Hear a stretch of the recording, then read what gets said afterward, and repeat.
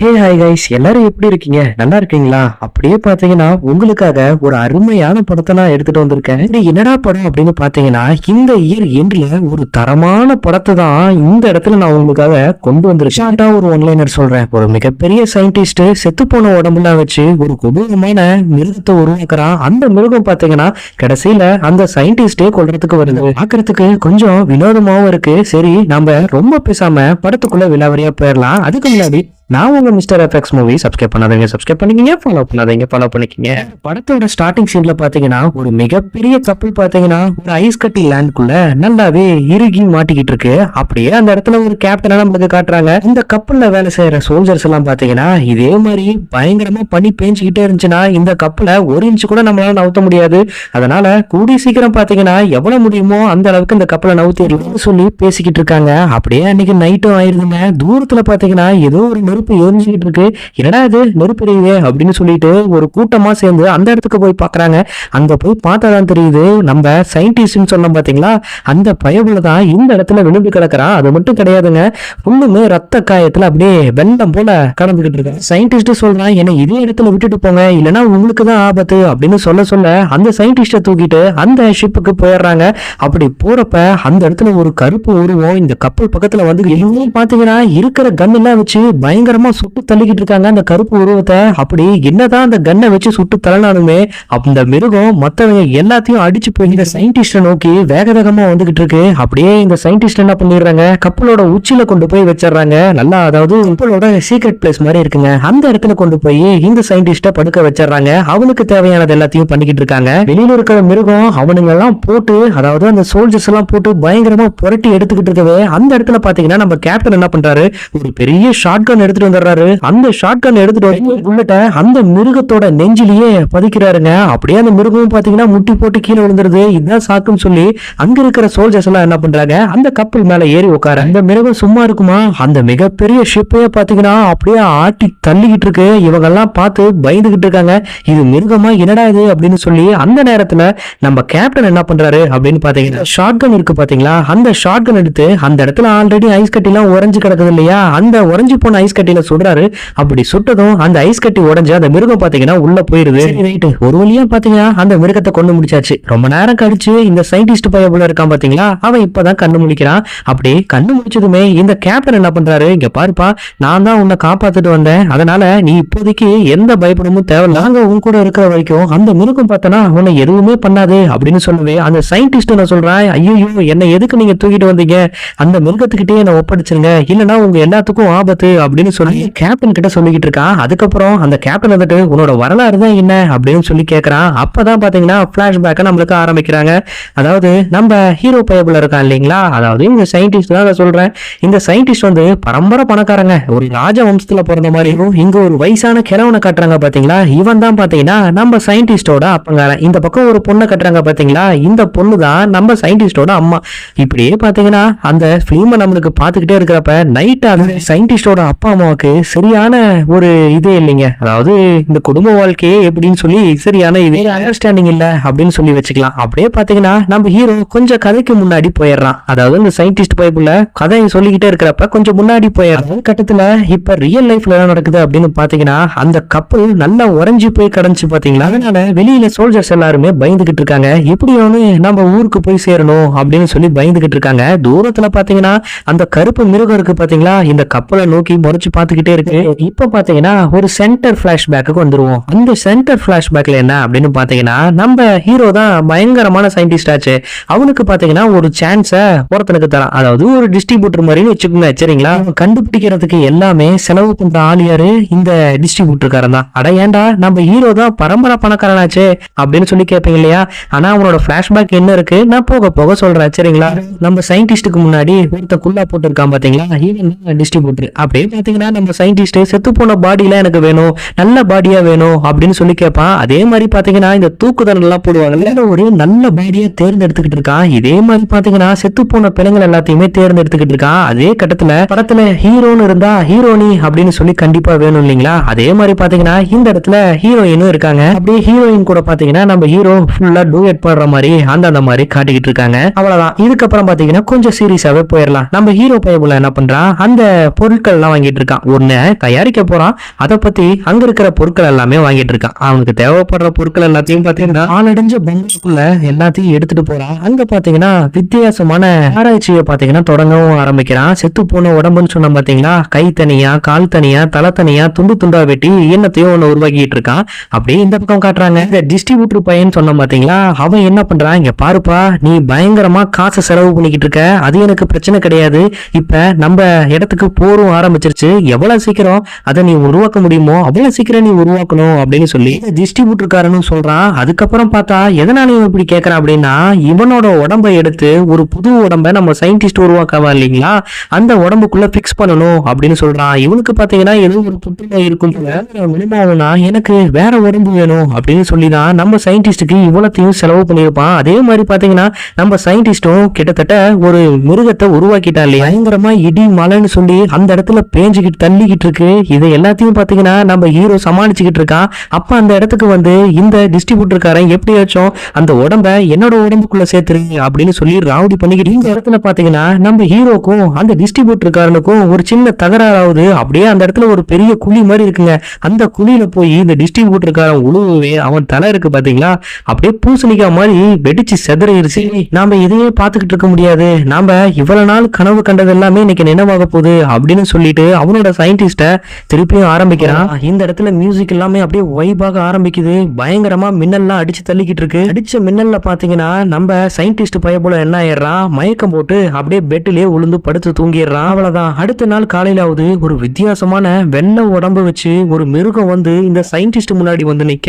ஸ்டார்டிங்ல பாத்தீங்கன்னா நம்ம சயின்டிஸ்டுக்காரன், அதாவது ஹீரோயினை கூப்பிட்டுக்கோம் சரிங்களா, நம்ம ஹீரோ பயந்துடுறான். ஆனா அதுக்கப்புறம் போக போக அந்த மிருகத்து கூட நல்லா பேசி பழகிக்கிறான். அதே கட்டத்துல இந்த டிஸ்ட்ரிபியூட்டர்னு சொன்ன பாத்தீங்களா, அவனோட மாமா பையன் ஒரு லெட்டர் எடுத்து படிக்கிற மாதிரி நம்மளுக்கு காட்டுறாங்க. இந்த பக்கம் நம்ம ஹீரோயின் அப்படின்னு சொன்னோம் இல்லைங்களா, நம்ம ஹீரோயின் கூட தான் அந்த மாமா பையன் கல்யாணம் பண்ணிக்க போறான். அது ஒரு நம்ம சின்ன கிளிப்பா பார்க்க. அப்படியே இந்த பக்கம் நம்ம ஹீரோ ஃபுல் ட்ரைனிங் கொடுத்துக்கிட்டு இருக்காங்க. அதாவது அவன் கண்டுபிடிச்சா இல்லைங்களா அந்த மிருகம், அந்த மிருகத்துக்கு ஃபுல்லா பாத்தீங்கன்னா ஒரு ட்ரைனிங் மாதிரி கொடுத்துக்கிட்டு இருக்கான். அப்படியே அந்த மிருகத்துக்கு நிறைய முடி வளர்ந்துகிட்டு இருக்கு. இது எல்லாத்தையும் பாத்தீங்கன்னா ஷேவ் பண்ணி விடுறான், தாடி எல்லாமே ஷேவ் பண்ணி விடுறான். ஒரு சின்ன குழந்தை போல அந்த மிருகத்தை நம்ம அவன் பாத்துக்கிறான் கிடையாதுங்க. நம்ம ஹீரோவோட பேரு அந்த மிருகத்துக்கு வைக்கிறான். எப்படியாச்சும் நம்ம பேர் அதை சொல்லணும் அப்படின்னு சொல்லி நம்ம ஹீரோவோட பேரு அந்த மிருகத்துக்கு வைக்கிறான் சரிங்களா. அதை நம்ம மிருகம்னே கூப்பிட்டுப்போம். இப்படி எல்லாம் பாத்துக்கிட்டு இருக்கவே திடீர்னு ஒரு கத்தி எடுத்து அதோட கையை அறுத்துக்குது அந்த மிருகம். கொஞ்ச நேரம் கழிச்சு பாத்தீங்கன்னா அந்த கையை அறுத்துக்குச்சு இல்லையா, அது அப்படியே சரியாகவும் போகுது. பார்த்து நம்ம ஹீரோ அசந்து போறான். என்னதான் நம்ம ஹீரோ அவன் கண்டுபிடிச்சிருந்தாலுமே இந்த மிருகம் ஒரு சின்ன குழந்தை போல இருக்கு, சொல்ற பேச்சு கேட்க மாட்டேங்குதுன்னு சொல்லி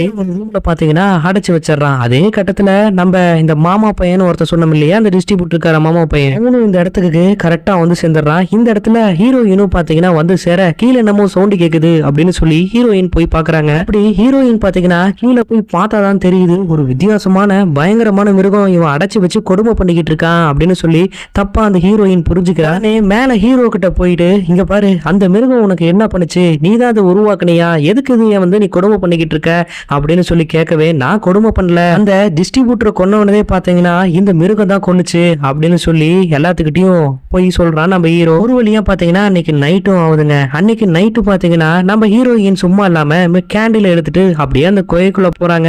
அந்த மிருகத்து கூட நல்லா பேசிக்கிட்டு இருக்காங்க. பாத்தீங்கன்னா நாம தான் மிருகம் மிருகம் சொல்லிக்கிட்டு இருக்கோம், ஆனா அந்த மிருகம் ஒரு குழந்தைத்தனம் போல நம்ம ஹீரோயின் கிட்ட நடந்துக்குது. அதாவது நம்ம ஹீரோயின் பேரு எலிசபெத். எலிசபெத் அப்படின்னு சொல்லி முதல் வார்த்தையை கூப்பிடுது. இதுக்கு முன்னாடியே பாத்தீங்கன்னா நம்ம ஹீரோ பேரை கூப்பிட்டு இருக்கோம். இப்ப ஹீரோயின் பேரை கூப்பிடவே டப்பு டப்புன்னு நம்ம ஹீரோயின் மேல வரா. மேல வந்து பார்த்தா நம்ம ஹீரோ அந்த இடத்துல நிக்க. இங்க பாரு அது கொடூரமான மிருகம், அந்த மிருகத்துக்கிட்ட நீ போகாத, எப்ப வேணா உன்னை என்ன வேணா செஞ்சிடும், அதனால நீங்க இப்பயே இந்த இடத்த விட்டு கிளம்புங்க அப்படின்னு சொல்ல.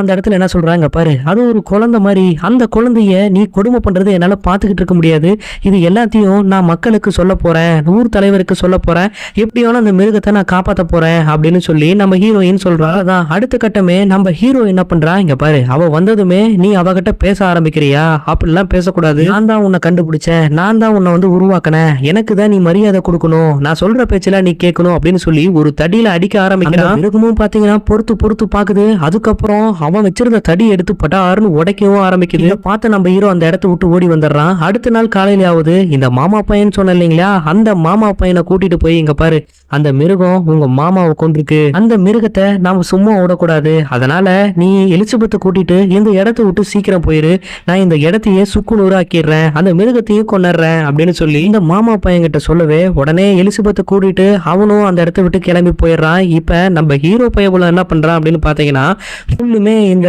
இருக்கு பாத்தீங்களா, அந்த இடத்த எல்லாத்தையும் பாத்தீங்கன்னா பெட்ரோலை ஊத்தி பயங்கரமா தள்ளிக்கிட்டு இருக்கான். மட்டும் கிடையாதுங்க, அவனுக்கு ஒரு ஆஃபர் ஷீட்டும் வந்திருக்கும், அந்த ஆஃபர் ஷீட்டையும் பாத்தீங்கன்னா அந்த இடத்துல போட்டு வந்துடுறான். இந்த பக்கம் பார்த்தா அந்த எலிசபெத் யோசிச்சுக்கிட்டே இருக்கா, அவனை எப்படியும் நீங்க கொல்ல போறீங்க தானே, உண்மையை சொல்லுங்க, அது ஒரு குழந்தை, அந்த குழந்தைய கொன்றாதீங்க, அந்த கோட்டைக்கு வண்டியை திருப்புங்க அப்படின்னு சொல்லி அந்த எலிசபெத் சொல்லவே அப்படி இந்த பக்கமும் நம்மளுக்கு காட்டுறாங்க இந்த மிருகத்தை சீமனையால அந்த மிருகத்துக்கிட்ட நம்ம ஹீரோ பையபுல சொல்லிட்டு வரான், உன்னால எனக்கு எந்த பிரயோஜனமும் கிடையாது அப்படின்னு சொல்லிட்டு வெளியில வந்து பாத்தீங்கன்னா ஒரு தீக்குச்சியை உரைச்சு அந்த இடத்துல பத்தி வச்சுட்டு வந்துடுவான். ஃபுல்லுமே பாத்தீங்கன்னா வெறும் பெட்ரோலா ஊத்தி அடிச்சிருந்தா இல்லைங்களா, அப்படியே பயங்கரமா எரியுது. அப்படியே அந்த மிருகம் கத்தவே என்னால விட்டு கொடுக்க முடியல, ஐயோ நாம கண்டுபிடிச்ச கண்டுபிடிப்பு இப்ப அழிய போகுது அப்படின்னு சொல்லி அவசரப்பட்டு அந்த டோரை ஓபன் பண்ணுவான். அதே ஃபயர் இவன் மேல அடிச்சு அப்படியே பறந்து போய் விழுந்து இவனோட காலும் துண்டாயிருதுங்க. இந்த பிளாஷ்பேக் எல்லாத்தையும் பாத்தீங்கன்னா இந்த கேப்டன் கிட்ட சொல்லிக்கிட்டு இருக்கவே அதே டைம்ல ரியல் லைஃப்ல நம்மளுக்கு காட்டுறாங்க அந்த மிருகம்னு சொல்ல இல்லைங்களா,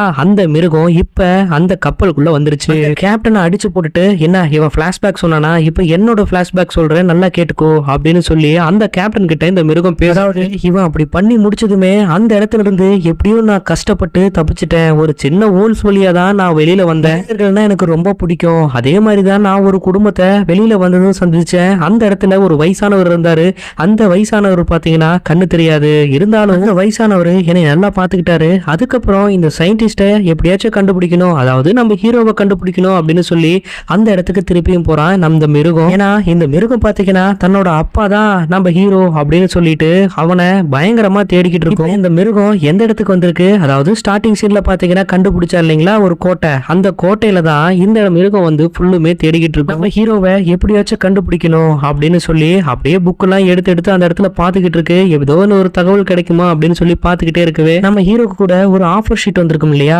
அந்த ஆஃபர் ஷீட்டையும் எடுத்து அப்படியே பாத்துக்கிட்டே இருக்கு. அந்த சீன்லாம் அப்படியே பாத்துக்கிட்டே இருக்கவே அந்த சீனை கட் பண்ணி அப்படியே இந்த பக்கம் காட்டுறாங்க. அதாவது மிருகத்தை ஒரு வயசானவர் பார்த்துட்டு இருந்தாருன்னு சொன்ன இல்லைங்களா, அந்த வயசானவர் வீட்டுக்குள்ள பாத்தீங்கன்னா ஒரு 4-5 ஓநாய் உள்ள பூந்து அவரை பயங்கரமா கடிச்சு கொதறிக்கிட்டு இருக்கு. இந்த மிருகம் உள்ள போய் அந்த வயசானவரை எப்படியாச்சும் காப்பாத்தணும் அப்படின்னு சொல்லிட்டு அங்க இருக்கிற ஓநாய பயங்கர கொடூரமா கொல்லவே கிட்டத்தட்ட பாத்தீங்கன்னா இந்த மிருகம் ஒரு 3 ஓநாய கொண்டு முடிச்சிரும், மீதி இருக்கிற 2 ஓநாய் மட்டும் அந்த இடத்த விட்டு தப்பிச்சு போக அப்படியே இந்த வயசானவரை வந்து இந்த மிருகம் பாக்குது. பார்த்தாதான் தெரியுது அந்த ஓநாய்கள் எல்லாம் ஒன்னா சேர்ந்து இந்த வயசானவரை பயங்கரமா கடிச்சு கொதறி வச்சிருக்கு. கிட்டத்தட்ட சாவர கண்டிஷன் அளவுக்கு இந்த வயசானவர் பாத்தீங்கன்னா போயிட்டாரு. மிருகமும் சொல்லுது, இங்க பாருங்க நீங்க அவ்வளவு சீக்கிரம் சாவக்கூடாது, எனக்காக கிடைச்ச ஒரே ஒரு ஆள் நீங்க தான் அப்படின்னு சொல்லி பயங்கரமா ஃபீல் பண்ணி பாத்தீங்கன்னா அந்த மிருகம் சொல்லுது. இவங்க 2 பேரும் பேசிக்கிட்டே இருக்கவே பின்னாடி என்னமோ ஒரு சத்தம் கேட்க ஆரம்பிக்குது. அப்படி யாருடா வராங்க அப்படின்னு பார்த்தா இந்த வயசானவர்னு சொன்ன இல்லைங்களா, அவங்களோட ஃபேமிலி இந்த இடத்துக்கு வந்திருப்பாங்க. ஒரு 2 பேர் வந்து ஷார்ட் கன்னால பயங்கரமா அந்த மிருகத்தை சுட்டு தள்ளினா இந்த மிருகம் தான் அந்த வயசானவரை கொன்றுச்சு அப்படின்னு சொல்லி ஷார்ட் கன்ல சுடவே இந்த மிருகமும் பாத்தீங்கன்னா அங்க இருக்கிறவங்க கிட்ட எப்படியாச்சும் சொல்லி புரிய வைக்கலான்னு பாக்குது. இருந்தாலுமே அங்க இருக்கிறவங்க பயங்கரமா அந்த கன்னை வச்சு இந்த மிருகத்தை சுட்டு தள்ளுறாங்க. அதே இடத்துல அந்த மிருகம் படுத்துருது. இத்தோட அந்த மிருகத்தோட கதை முடிஞ்சிச்சு அப்படின்னு பாத்தீங்கன்னா அதான் கிடையாதுங்க. ரொம்ப நாள் கழிச்சு திருப்பி அந்த மிருகம் பாத்தீங்கன்னா உயிரிழந்த வயசானவர் வீடியே பார்த்துக்கிட்டே இருக்கு. ரொம்ப நேரமா அந்த வயசானவர் வீடியே நின்னு பார்த்துக்கிட்டே இருக்கு. அதுக்கப்புறம் பாத்தீங்கன்னா அந்த மிருகம் அந்த இடத்த விட்டு கிளம்பி போயிட்டு இருக்கு. இப்ப எங்க போயிட்டு இருக்கு, நம்ம ஹீரோவை தேடி தான் போயிட்டு இருக்கு. சரிங்களா, அப்படியே இந்த பக்கம் ரியல் லைஃப்லயும் காட்டுறாங்க. இவ்வளவு கொடூரத்தையும் நான் அனுபவிச்சிருக்கேன், உனக்கு என்னன்னு தெரியும். அந்த சீனை பிளாங்க் பண்ணிட்டு அப்படியே இந்த பக்கம் பார்த்தா நம்ம ஹீரோவை காட்டுறாங்க. அவன் கனவுல ஒரு பயங்கரமான கடவுள் வந்து போற மாதிரி தெரியுது. டப்புன்னு எந்திரிக்கிறான். இங்க என்னதான் ஆச்சு அப்படின்னு சொல்லி எந்திரிச்சு பார்த்தா, அதாவது அந்த மாமா பையன் சொன்ன பாத்தீங்களா, அவனுக்கும் எலிசபெத்துக்கும் இன்னைக்கு மேரேஜ் நடக்க போகுது. இந்த ஃபங்க்ஷனுக்கு தான் இந்த சயின்டிஸ்ட் பையப்புள்ளைய பாத்தீங்கன்னா இன்விடேஷன் பண்ணிருப்பாங்க. அதே மாதிரி நம்ம சயின்டிஸ்ட் என்ன பண்றான் இந்த இடத்துக்கு வந்து, ஏன்னா இவங்க 2 பேத்துக்குள்ளதான் நல்ல ஒரு அண்டர்ஸ்டாண்டிங் ஆயிடுச்சு இல்லையா. ஏன்னா நம்ம ஹீரோ பாத்தீங்கன்னா போய் சொல்லியிருப்போம் உங்க மாமாவை கொண்டது அந்த மிருகம் தான் அப்படின்னு சொல்லி. அதே இடத்துக்கு இந்த மிருகமும் பாத்தீங்கன்னா வந்திருக்கும். அந்த மேரேஜ் ஃபெஸ்டிவல் பயங்கரமா போயிட்டு இருக்குங்க. அப்படி போயிட்டு இருக்கவே நம்ம ஹீரோ பையப்புள்ள என்ன பண்றான், சும்மா இல்லாம அந்த எலிசபெத் கிட்ட போயிட்டு பேசவும் ஆரம்பிக்கிறான். இங்க பாருங்க, எனக்கு கிடைக்காம போயிருந்தாலும் இந்த பையன் பாத்தீங்கன்னா ரொம்பவே நல்ல பையன், அவனையே நீ கட்டிக்கோ, அவன் கூடயே நீ சந்தோஷமா இருக்கலாம் அப்படின்னு சொல்லி நம்ம ஹீரோ பையப்ல சொல்றான். இப்படி சொன்னதுமே அந்த எலிசபெத்துக்கு கோவம் வந்து கண்ணத்திலே பட்டு பட்டுன்னு அரைக்க ஆரம்பிக்கிறா. ரெண்டு பேருமே சேர்ந்து அந்த உயிரினத்தை கொன்னுட்டீங்களே அப்படின்னு சொல்லி இந்த கோவத்தினால அப்படியே நம்ம ஹீரோ பாத்தீங்கன்னா அவனோட ரூமுக்கு போக அந்த இடத்துல இப்ப அவனால உணர முடியுது. ஏன்னா ஜீன்ல தான் பாத்தீங்கன்னா அந்த மிருகமும் உருவாயிருக்கும் இல்லையா. அப்படியே அந்த மிருகம் வரவே, வந்துட்டியா, இந்த இடத்துக்கு நீ வருவன்னு எனக்கு நல்லாவே தெரியும், என்னைய நீ கொன்னாதான் உன்னோட ஆத்திரம் அடங்கும் அப்படின்னா இப்பயே நீ என்னை தாராளமா கொள்ளலாம் அப்படின்னு சொல்லி நம்ம ஹீரோவும் சொல்றான். இப்படி நம்ம ஹீரோ சொல்லவே அதே டைம்ல அந்த மிருகம் என்ன சொல்லுதுன்னா, இங்க பாரு, உன்னை நான் கொல்றதுக்குலாம் இந்த இடத்துக்கு வரல, நீ எனக்காக ஒரு உதவி செய்யணும். அது என்ன உதவி அப்படின்னு பார்த்தனா, என்ன மாதிரி இன்னொரு மிருகத்தை நீ உருவாக்கி கொடுக்கணும் அப்படின்னு சொல்லி அந்த மிருகம் நம்ம ஹீரோ கிட்ட சொல்லுது. உடனே நம்ம ஹீரோ பார்த்தீங்கன்னா இவ்வளவு நேரம் பொறுமையா இருந்தவன் இப்போ பொங்கி எழுவுறான். ஆமா, இன்னொரு மிருகம் நான் உனக்கு ரெடி பண்ணி கொடுத்தனா, நீ அது கூட பார்த்தனா இனப்பெருக்கம் செஞ்சு வாழ்க்கைக்கு முற்றுப்புள்ளியே இல்லாம ஒரு மிருகங்களா நீங்கெல்லாம் வந்துருவீங்க, அதுக்கப்புறம் மனிதர்கள் எல்லாமே நாங்க சாவணுமா அப்படின்னு சொல்லி நம்ம ஹீரோ அந்த மிருகத்துக்கிட்ட சொல்றான். அந்த மிருகமும் பாத்தீங்கன்னா எவ்வளவோ கெஞ்சி கெஞ்சி பாத்துக்கிட்டு இருக்கு நம்ம சயின்டிஸ்ட் காரங்கிட்ட. ஆனாலுமே நம்ம ஹீரோ பையபுல கொஞ்சம் கூட இறங்கி வர மாட்டேங்கிறான். இதுக்கு மேல தாங்க முடியாது அப்படின்னு சொல்லி அந்த மிருகம் என்ன பண்ணுது, அந்த ஹீரோவை தூக்கி ஒரு பீரோ மாதிரி இருக்குங்க, அந்த பீரோ மேல போட பயங்கரமான சத்தம் பாத்தீங்கன்னா அப்படியே வெளியில வரைக்கும் கேக்குது. இந்த சத்தத்தை கேட்டதுமே அந்த இடத்துல வந்த நம்ம எலிசபெத் என்ன பண்றாங்க, அந்த மிருகத்தை பாக்குறாங்க. இப்படி அந்த மிருகத்தை பார்த்ததுக்கு அப்புறம் தான் நம்ம எலிசபெத்துக்கு பெருமூச்சே வருது. எப்படியோ இந்த மிருகத்தை நீ கொல்லல, உயிரோட தான் இருக்கான் அப்படின்னு சொல்லி பேசிக்கிட்டு இருக்கவே உடனே நம்ம ஹீரோ பையபுல என்ன பண்றான், நம்ம எலிசபெத்துக்கு ஆபத்துன்னு சொல்லி டப்புன்னு ஒரு கன்னை எடுத்து சுட ஆரம்பிக்கிறான். அப்படி சுடும்போது நம்ம எலிசபெத் என்ன பண்றாங்க, அந்த மிருகத்தை எப்படியாச்சும் காப்பாற்றணும்னு சொல்லி நடுவுல வர புல்லட் பாத்தீங்கன்னா அவங்க மேல பட ஆரம்பிக்குது. அந்த மிருகத்துக்கு பாத்தீங்கன்னா கோவம் உச்சக்கட்ட அளவுக்கு போயிருச்சு. அங்க இருக்கிறவங்க எல்லாத்தையும் புரட்டி போட்டு அடிச்சு தள்ளிக்கிட்டு இருக்கு. அப்படியே அந்த எலிசபெத்தோட பணத்தை எடுத்துட்டு அந்த இடத்த விட்டு பாத்தீங்கன்னா அந்த மிருகம் கொஞ்சம் கொஞ்சமா போயிட்டு இருக்குங்க. அப்படி போயிட்டு இருக்கவே இந்த ஸ்கிரீனை பிளாக் பண்றாங்க. ஆமா, எலிசபெத் அதாவது ஹீரோயினும் இந்த படத்துல செத்து போயிட்டாங்க. இப்ப இருக்கிறது யாரு, அந்த மிருகமும் நம்ம ஹீரோவும் தான். இருந்த வெறியில நம்ம ஹீரோ பாத்தீங்கன்னா கண்ணி வெடி அது இதுன்னு சொல்லி அந்த மிருகத்தை எப்படியாச்சும் கொல்லணும்னு சொல்லி ட்ரை பண்றான். அந்த மிருகத்துக்கு தான் சாவே கிடையாதுல்ல, அதனால பாத்தீங்கன்னா ஹீரோ கிட்ட இருந்து ஒரு பெரிய அணுகுண்டு வாங்கி தன்னோட நெஞ்சாண்ட வச்சுக்குது.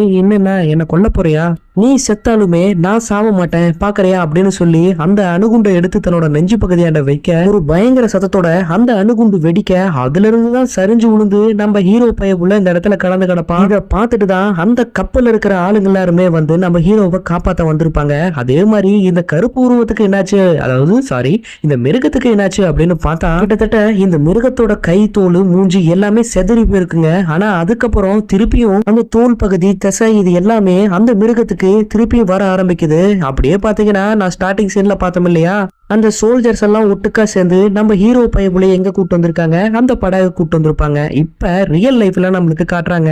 இந்த மிருகத்தோட பிளாஷ்பேக் எல்லாம் இப்ப யாருக்கிட்ட சொல்லிக்கிட்டு இருக்கு இந்த மிருகம், அதாவது நம்ம ஹீரோ கிட்டையும் அந்த கப்பலோட கேப்டன் கிட்டையும் தான் முழுக்க முழுக்க நான் எவ்வளவு தூரம் கஷ்டப்பட்டேன் அப்படின்னு சொல்லி எல்லாத்தையும் சொல்லிக்கிட்டு இருக்கோம். இதையெல்லாம் கேட்ட நம்ம ஹீரோக்கு கண்ணு தண்ணி வந்துகிட்டு இருக்கு. என்னாச்சு அப்படின்னு பார்த்தா அந்த மிருகம் இவ்வளவு நேரம் எப்படி சொல்லிக்கிட்டு இருக்குன்னா, அதாவது நம்ம ஹீரோ பையபுல இருக்கான் பாத்தீங்களா, நம்ம ஹீரோ பையபுலதான் இந்த மிருகத்துக்கு அப்ப நீங்க தானே எனக்கு இருக்கிறீங்க, உன்னை தவிர என்ன யார பாத்துப்பா அப்படின்னு சொல்லி நம்ம ஹீரோ கிட்ட பார்த்தனா இந்த மிருகம் புலம்பிக்கிட்டு இருக்கு. இவ்வளவு நாள் இந்த மிருகத்தை எப்படியாச்சும் கொல்லணும் அப்படின்னு சொல்லி நம்ம ஹீரோ பாத்தீங்கன்னா துடிச்சிட்டு இருப்பான். ஆனா இந்த இடத்துல பாத்தீங்கன்னா நான் எப்படியாச்சும் இன்னும் கொஞ்ச நாள் உன் கூட நான் உயிர் வாழணும் அப்படின்னு சொல்லி இந்த இடத்துல கேட்கறான் நம்ம ஹீரோ. எதனால அப்படின்னு பாத்தீங்கன்னா அந்த இன்சிடென்ட்ல நம்ம ஹீரோக்கு நல்ல ஒரு பலத்த காயமா இருக்கும். அது மட்டும் கிடையாதுங்க, நம்ம ஹீரோ பாத்தீங்கன்னா நல்லாவே வயசாயிட்டான். இப்படி இவங்க ரெண்டு பேரும் பேசிக்கிட்டே இருக்கவே நம்ம ஹீரோக்கு பாத்தீங்கன்னா அந்த இடத்துல அப்படியே தூங்குற மாதிரி காட்டுறாங்க. இப்ப நிஜமாலுமே நம்ம ஹீரோ பாத்தீங்கன்னா செத்துட்டான்.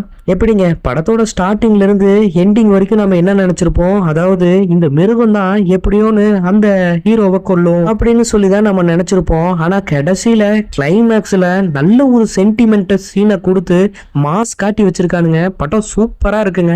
அவ்வளவுதான், அந்த கேப்டன் பாத்தீங்கன்னா ரூமோட கதவை ஓபன் பண்றாரு. அதாவது அந்த போட்டுக்குள்ள ரூம் இருக்கு இல்லைங்களா, அந்த கதை ஓபன் பண்றாரு. சோல்ஜர்ஸ் எல்லாருமே அட்டாக் பண்ண நிக்க உடனே பாத்தீங்கன்னா கேப்டன் என்ன சொல்றாரு, அதெல்லாம் நீங்க ஒண்ணும் பண்ண வேண்டாம், இது மிருகம் கிடையாது, இதுவுமே நம்மள மாதிரி ஒரு நல்ல மனிதர் தான் அப்படின்னு சொல்லி அந்த போட்டை விட்டு கீழே இறக்குறாங்க. அதே மாதிரி இந்த நல்ல மிருகமும் என்ன பண்ணுது, இவ்வளவு நாள் அந்த ஐஸ் கட்டியால உறைஞ்சு கிடந்துச்சு பாத்தீங்களா அந்த போட்டை அப்படியே பாத்தீங்கன்னா தண்ணிக்குள்ள அனுப்பி வைக்குது. அவ்வளவுதான், அங்க இருக்கிற சோல்ஜர்ஸ் எல்லாருமே இப்ப அந்த இடத்துல சந்தோஷமா இருக்காங்க. எப்படியாச்சும் பார்த்தனா நம்ம ஊருக்கு போய் சேர்ந்துடலாம் அப்படின்னு சொல்லி கேப்டனும் இந்த இடத்துல ஒரு டைலாக் ஒண்ணு பேசுறாரு. நல்ல ஒரு மனிதர்கள் கிடைக்கிறதா கஷ்டமா இருக்கு, ஆனா மிருகங்களும் நல்ல விதமா தான் இருக்கு அப்படின்னு சொல்லி ஒரு டைலாக்க பேசுறாரு. அப்படியே நம்மளுக்கு அந்த நல்ல மிருகத்தை காட்டுறாங்க. இயற்கை காத்த அப்படியே சுவாசிச்சுட்டு அப்படியே வானத்தை பாக்குது. அவ்வளவுதான், இதோட பாத்தீங்கன்னா இந்த படத்தை முடிக்கவும் செய்யறாங்க. எப்படி இன்னைக்கான படம் உங்களுக்கு பிடிச்சிருக்குன்னு நினைக்கிறேன். ஏன்னா இந்த படம் எனக்கு அந்த அளவுக்கு ரொம்ப பிடிச்சிருந்தது. என்னடா இந்த வருஷம் ஒரே போரிங்கா போயிருமா அப்படின்னு பார்த்தோம், ஆனா எண்டிங்ல ஒரு தரமான படத்தை கொடுத்து வச்சிருக்காங்க. இந்த படம் உங்களுக்கு பிடிச்சிருந்தா மறக்காம சப்ஸ்கிரைப் பண்ணி பெல் பட்டன் ஆல் கொடுத்துக்கோங்க. நம்ம இன்னொரு படத்துல மீண்டும் சந்திப்போம்.